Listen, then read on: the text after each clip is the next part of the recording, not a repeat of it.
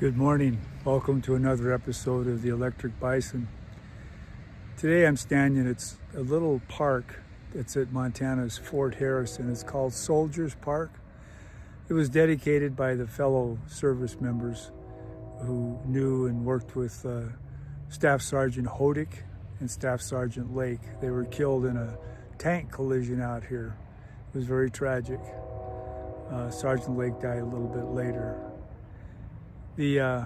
It's a good reminder that even training is costly to be an effective military person. It's not a game.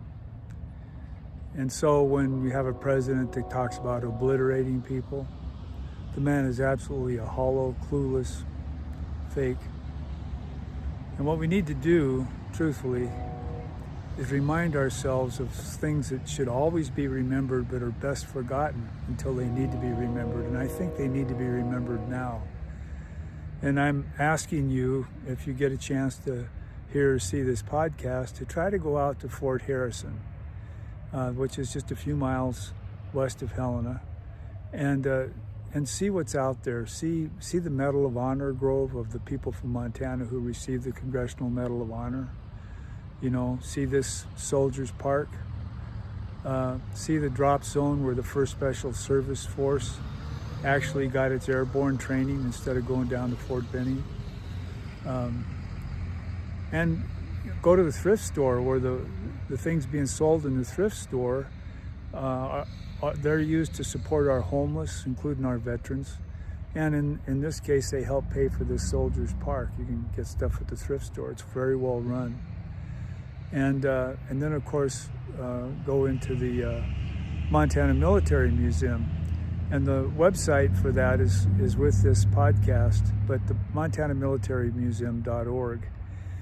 And I'm going to have a couple more thoughts about the Military Museum because in the next, May 2nd, Friday, May 2nd, they'll be having a wine fair, a kind of a tasting. It's fun. They've had, I think, 25 of them. This will be the 26th at the Civic Center in Helena.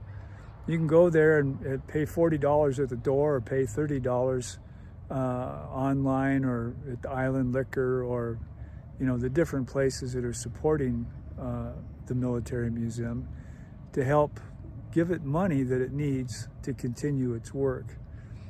I just finished a project here as a volunteer where I actually digitized just the photographs, hundreds of them that were kept here after World War II by Montanans who were fighting in the South Pacific with the 163rd Infantry Regiment. And I try to make heads and tails of them. A lot of the people in there, I don't know who they are, but I wanted to capture their photographs, so if you go through those on a DVD, and you might see somebody that looks like your Uncle Fred or your cousin or your dad. You can go to the original photograph and check it out. That was quite a big effort on my part. So now I'll show you where I worked on that in the next podcast. But I just want you to know what's out here. It's really phenomenal.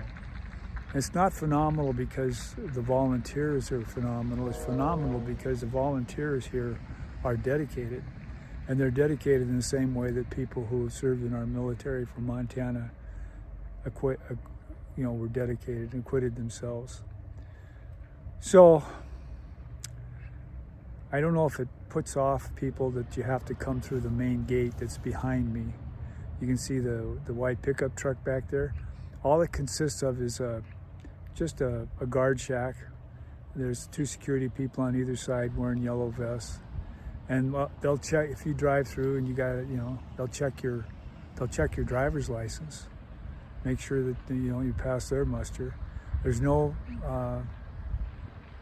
photographs taken of your face or anything like it is at Transportation Security Administration, which actually is unconstitutional in Montana, and you get treated really, really well.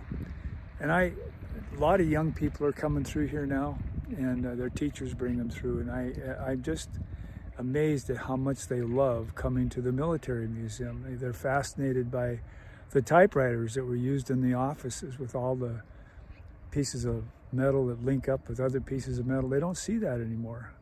They get to lay their hands on it. I had a young person, I think she is probably, I don't know, 7th grade. And she was so excited. And I said to her, well, what do you like best about the museum here? And she says, well, I'm part Blackfeet and I'm part Scotch. And I like the Blackfeet part of it. I thought, well, that's great. And I said, there's a lot of Scottish people here too that were involved. And that's the thing, is you get your feet put flat back on the ground, right? You don't have this nonsense that we have here spouted from our president. That's bogus. That really is. Leaves a total wrong impression. That in video games, my goodness. So if you got kids, try to get them out here. If you're a young person and you get to see this video, talk to the old guy that won't talk to you about anything into coming out here and answering your questions while you go through the museum together. You can see a place on the map where somebody's been and say, were you there? And have them say yes or no. At least do that. And I think the old guys, the old women, you know, that used to be in the military, be good to come out here. And then you might see the best use of the facility for educating our young people, so they don't fall in the hands of some grifter like President Trump. I apologize to all those who still think he's worthwhile, but he's not, and I'm not. No regrets. We got to do something to offset the influence that he has on our people, and this museum is a good place to start. Thanks.